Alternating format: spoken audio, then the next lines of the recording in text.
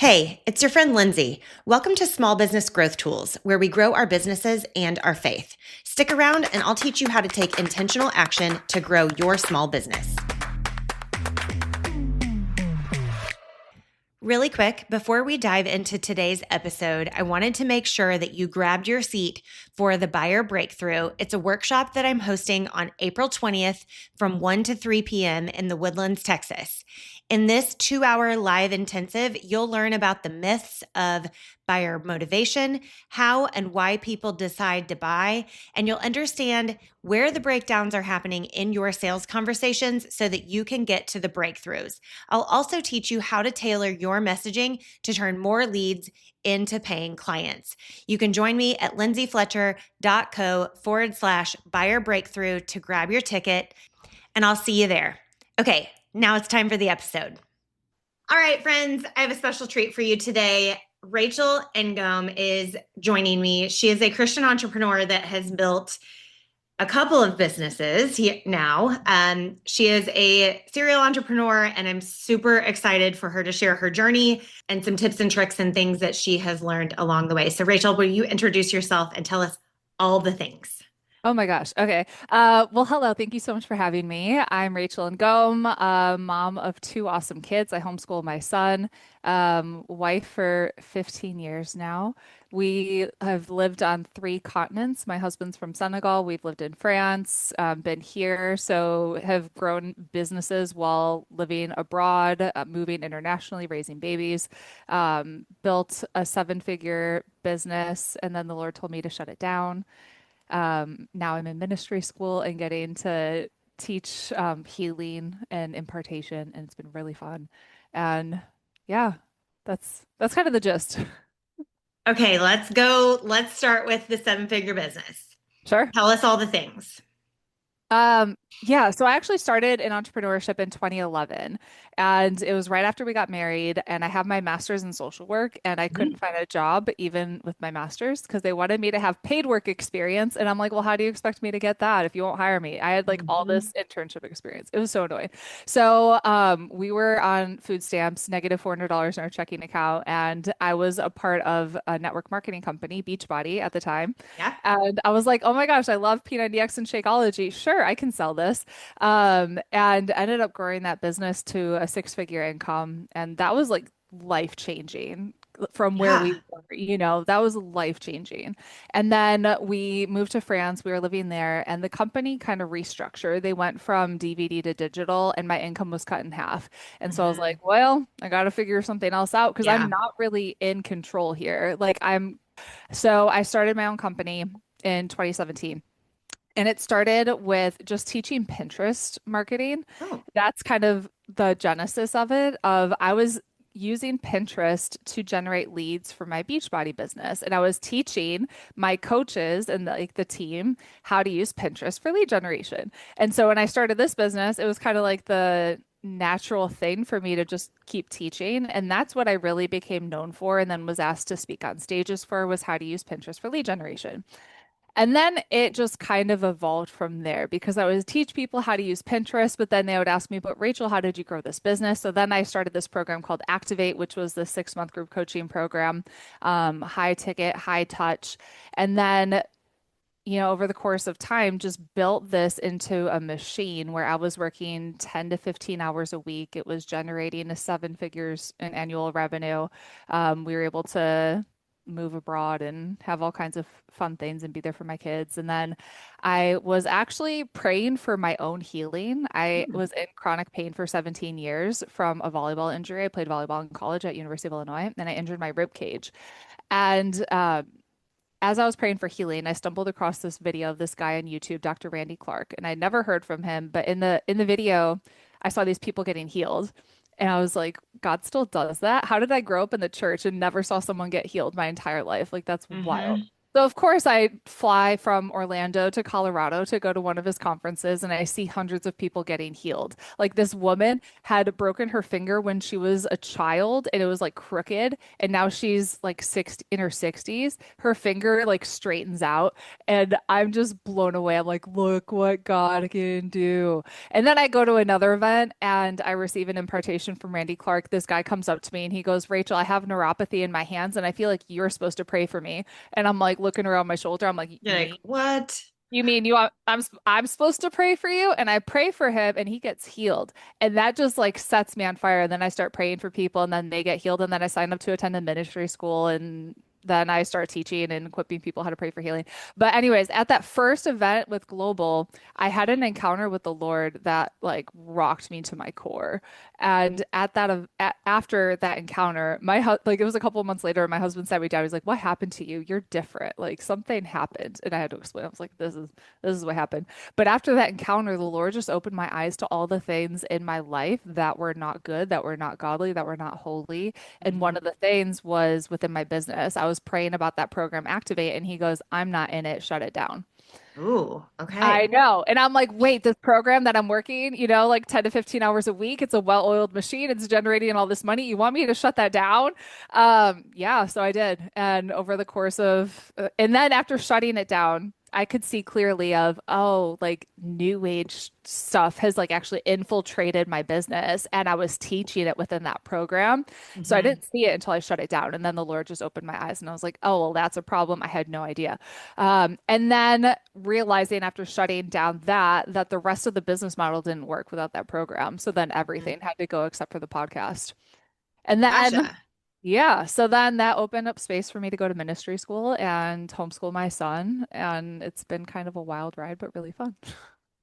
Okay, that's a lot. You that is there's a that's a there's a lot of steps there. Okay, let's back up.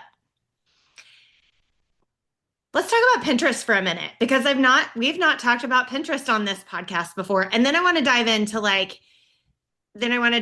some like business structure and strategy and the ways that God showed you he wasn't in it. So let's start with Pinterest and then we'll go there. Yeah. Let's talk about Pinterest. Who can use Pinterest for their business?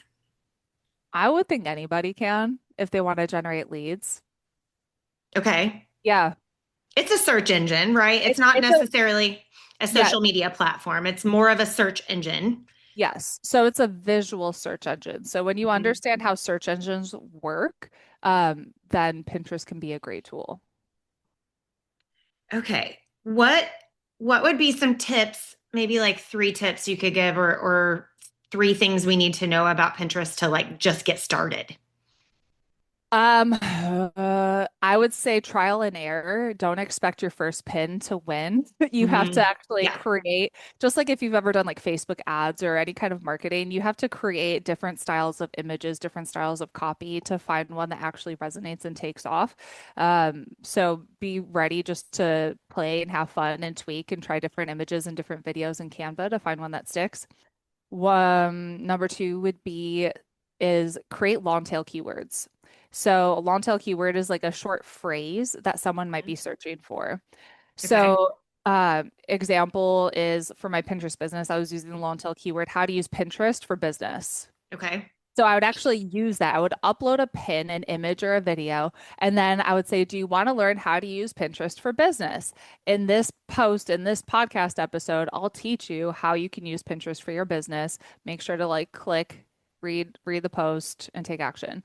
So you're speaking to a human, but Hmm. you're weaving in keywords because it's a search engine. Right.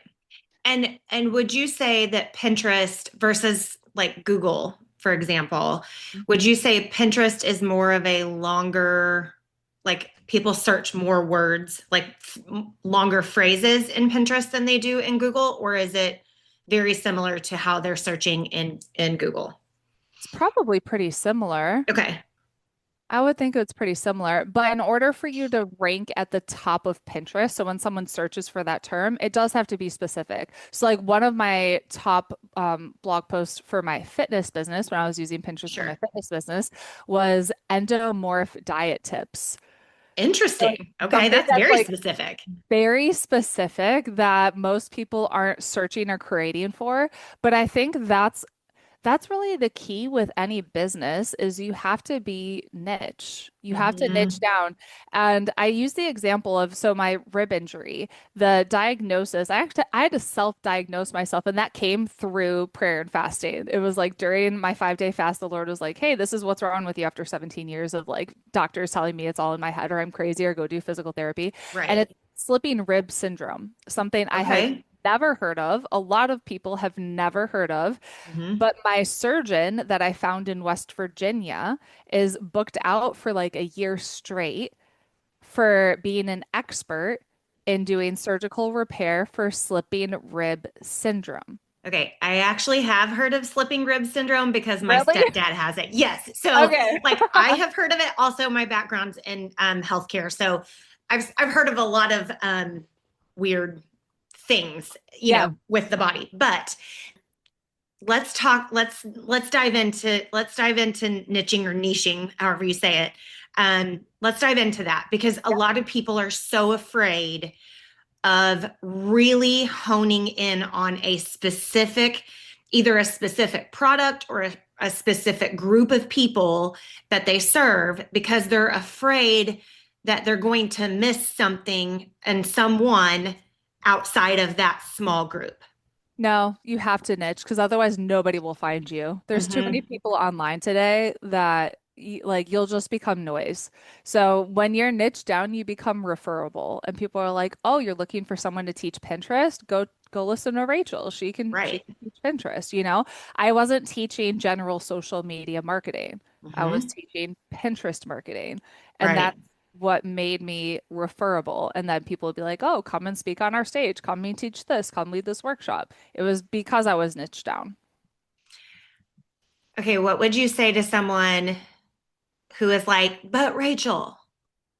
But what? Do it anyways. Just do it. I mean, ultimately, like business is about failing forward. And Yes. you have to be willing to try something and fail and fall on your face, and then try Yeah. something else and try something else and try something else. Eventually, you'll find something if you don't give up.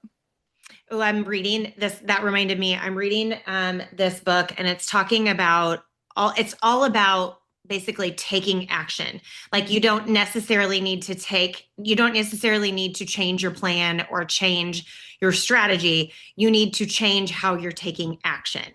Yeah. And you're going to fail, and things are not going to work the way you intended or wanted, but you've got to continue doing the things until you can prove that it doesn't work because doing it one time doesn't prove that it doesn't work. It just means that one time didn't work. Yeah. And I mean, you could apply that to everything. So, like in network marketing, they were telling us, talk to 3 to 5 people a day. So, of course, I talked to like 50 to 100 people a day. And Mm-hmm. that's how I ended up being like one of the top recruiters. It's because I 10x whatever they said to do. So, I'm like, if I can just talk to more people, and the same thing applies for sales. Like, usually when you're talking to only a few people, you're not going to close as many deals, as opposed to if you have more people and more leads that you can talk to, you can close more deals. Okay, let's dive in there because I love that you just said they said talk to 3 to 5 people, and you of course were like, no, we're going to do more than that. Yeah. Um, let's talk about getting into conversation because this is something that a lot of the entrepreneurs that I speak with in person and have like relationships, like real life relationships Yeah. with, they're so afraid of bothering people. They don't want to be annoying. Um, talk about how you were reaching out and how you were starting the conversations with people that maybe you didn't know or that um, haven't really necessarily said, Rachel, I'm interested in your thing. Back in my network marketing days, Yeah. oh man, it might be. So I was building like a big platform on Facebook and Hmm. Instagram. So in the beginning, it started with me reaching out to them and saying, "Hey, thanks for following me. Like, what are your fitness goals or something like that?" Because I was posting these fitness videos of me and my son like climbing on me while I'm working out. So it was the busy mom like workout Yeah. clips. Yeah. But then when I switched over to Pinterest, it became less about me reaching out to people and me focusing on building an email list, which I was Mhm. using Pinterest to do because I was generating the leads from Pinterest to my blog and then via blog getting them on my email list. And then I created a system of an email nurture sequence that would have them like reach out to me. So instead Okay. of me like doing cold outreaches, I created a system that didn't require any of that. I love that. But I want to dive into the cold outreach. Sure. I really do, because I feel like this is something that this digital era, this social media email list age has people feel like they can't reach out or they shouldn't reach out, or that there's a lot blocking people from connecting with the people. So I love that you just said when someone would follow me, I would message them and say, "Hey, thanks for following me. How do you?" And that's something that I talk about on this podcast is you have leads. If you have followers, you have leads, which you need to be in conversation with, because you're going to learn a whole lot about what they want, why they're there, why they decided to follow you, why they're like, there's so much you can learn just by getting in conversation. It's not always about, hey, buy my thing. Totally. And I would never lead with that Mm-hmm. ever. And it would always be about them. And so every Yes. time I would send a message, I would be asking a question. So I'd be like, hey, thanks for following me. What are your fitness goals? And then they would respond back and tell me their fitness goals. I'd be like, oh, that's amazing. Are you doing anything right now to actually reach those fitness goals? Well, yeah, Mm-hmm. I'm doing X, Y, and Z. Oh, that's great. Is that working for you? Right. No, it's not working. Oh, well, are you open to trying something new that might actually help you a little bit better?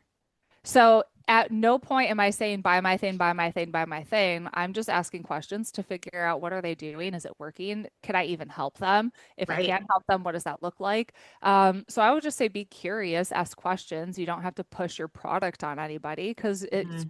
your offer isn't meant for everybody. Right. Uh, so just be curious and ask questions. I love that. I love that. Okay, so then when you switched over to more of an automated type of system, walk us through that. Yeah.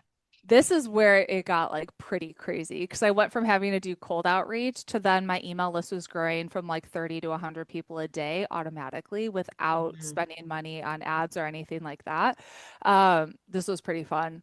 So basically I was creating content. And so Okay. at the time it was a blog post. So I was creating a blog post. So it could have been like how to eat keto for beginners or intermittent fasting for weight loss. So I niched down again. So Hmm. like I was teaching people how to do keto and intermittent fasting. Okay. So I wasn't leading with this is the product that I sell. I wasn't leading with I'm a Beachbody coach. I really had branded myself at the time. Hmm. And so I'm Rachel. I'm a keto and intermittent fasting expert. I can help you. I lost 80 pounds after I had my son.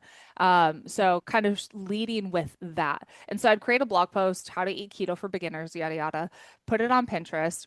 I would have obviously use the long tail keyword. Are you new to eating keto for beginners? Keto helped me lose 80 pounds after having my son. In this post, I'm going to teach you how to eat keto for beginners. Make sure to grab my free meal plan because that's going to I help love you. that. So in the pin description, that's what I would do. So then Okay. they would see my transformation because I'd use like my before and after in the pin. They would Mhm. click on it, they'd come. The blog post would add value. And I think that's the thing people aren't willing to do is just to show up and consistently add value without asking for anything in return. And Mhm. so I've been doing that for years and years and years. And you have to be consistent and you have to show up. And so they would read the blog post. It would be helpful.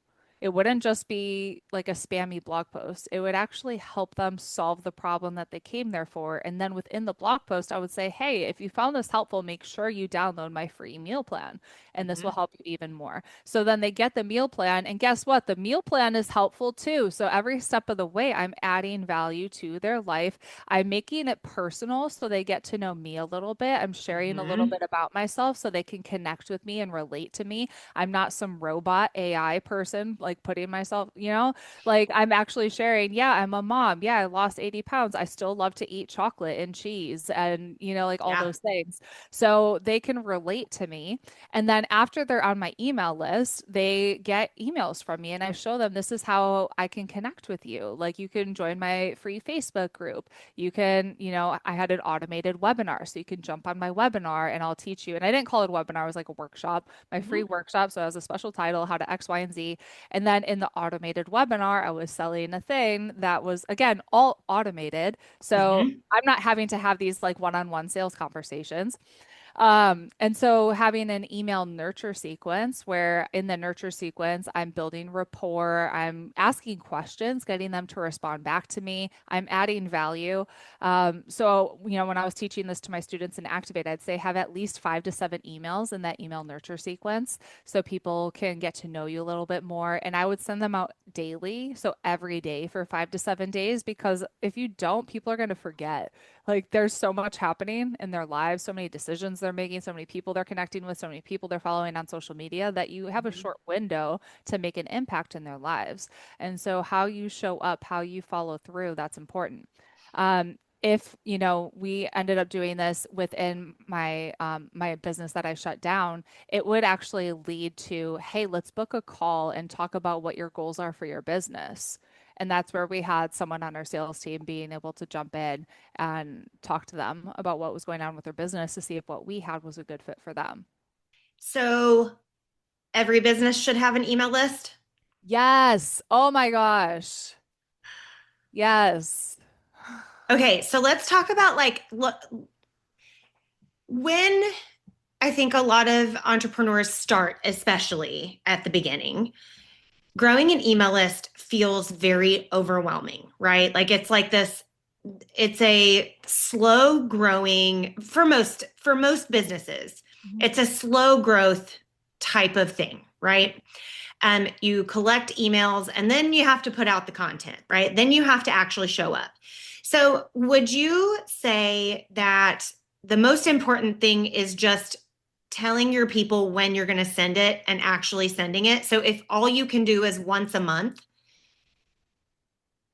do once a month, or does it need to be more complicated than that? You need to be consistent. So you have to be consistent and show up.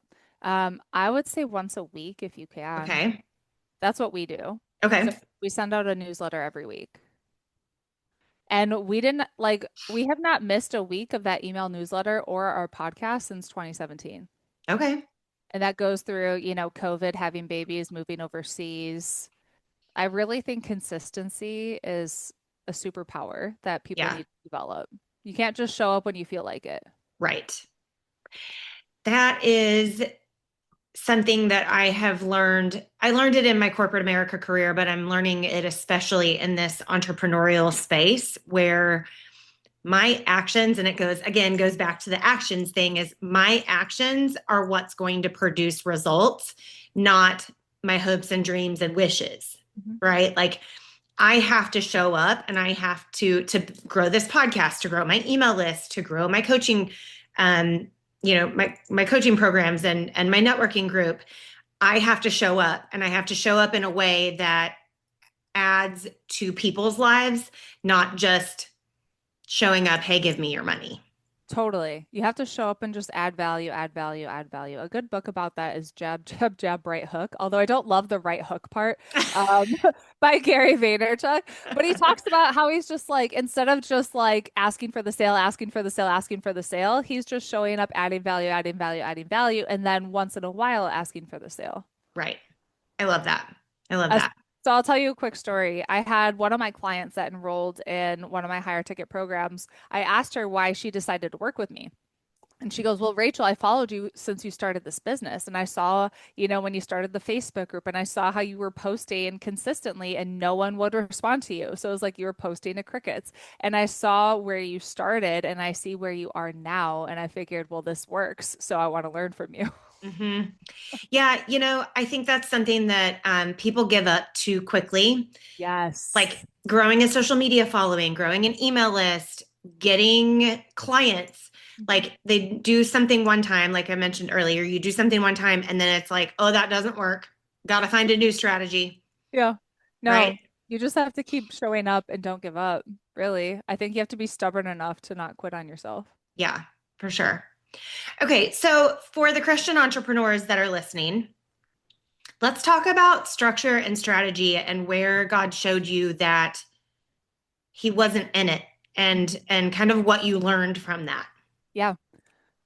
Yeah. So I was literally praying about Activate. I was in my prayer closet right back there and I was praying about Activate.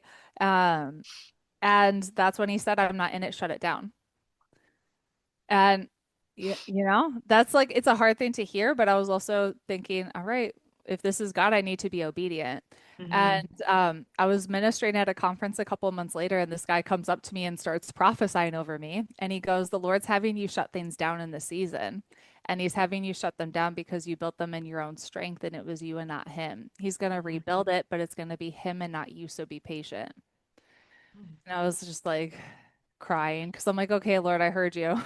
And I'll be Got it. I was just grateful that I was like, oh, I actually did hear the Lord on that. And Yeah. I'm like on the right path and I'm following the will that he has for my life, you know? Hmm. Yeah. So, what are some ways? So, not all of us are, I serve Christian women, I serve female entrepreneurs. Most of the women that I work with end up being Christians because that's who I am and what I talk about, right? But for those businesses listening that aren't Christian forward facing, meaning Yeah. like a Christian pool company or a Christian electrician, right? Like Yeah. we're not, those types of businesses are, would likely, I mean, I don't know, right? But for those businesses who are not Christian forward facing, you're a Christian, but it's not like, how do you invite God in? How do you add God in? What does that look like on a tactical, actual action Yeah. thing? I would say prayer would be the first part and I just love saying, that. Holy Spirit, do you have anyone you want me to pray for today? Hmm. What do you have for me today? And it could be that if you have a pool company, you're servicing a house that day, and that person might be going through a really hard time, and you're supposed to ask that person, do you need prayer? Hmm. It could be as simple as that. I love that. So it's just letting the Holy Spirit lead. I love that. I love that. Beyond praying, is there anything else that you would suggest? Of incorporating your faith into your business, Hmm. making sure you're tithing, making sure Okay. you're being a good steward of the resources that God has entrusted you with, making sure that your decisions that you're making for your business are in alignment with the Word of God, that you're always operating in integrity, and that you're letting the Lord lead your business and you are stewarding it. I love that. I love that you mentioned stewardship because that's something that I talk about here in this space is not only your money, but your time, your relationships, like all of the resources he's provided Yeah. to you, stewarding those well. Yeah. So, I mean, when you start your business, I would do a webinar and I might have one person on that webinar. And I'm just thinking, okay, well, I can treat this one person like gold. And if you're Yes. faithful with the little, you'll become ruler over much. And so instead of getting annoyed that you had to spend an hour teaching to one person, you can just think, wow, Hmm. maybe if I treat this person really well, they might bring me a referral. Right. That's how it starts. Right. It's stewarding the relationship that with the person that God has put in front of you. Yeah. I love that. Where can people connect with you? I know you said YouTube and social media. Yeah. So our podcast, Christian Entrepreneurs Rise Up, you can connect with us there. And then entrepreneursriseup.com/verses. I actually created a toolkit for Christian entrepreneurs on verses that you can pray over and apply specifically to your business and what God says about your business versus what the world says about Hmm. business. So it kind of like goes between the two. So definitely pick that up. Awesome.